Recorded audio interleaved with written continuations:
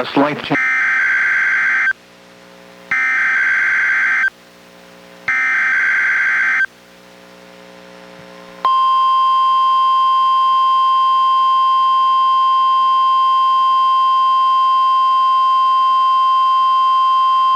This is the National Weather Service office in Portland, Oregon.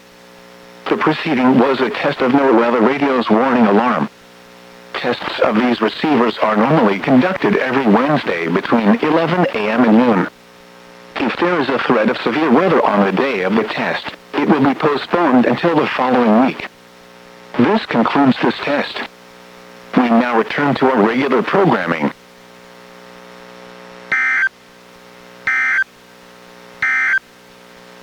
Coastal marine forecast for the waters from Cape Shorewater, Washington to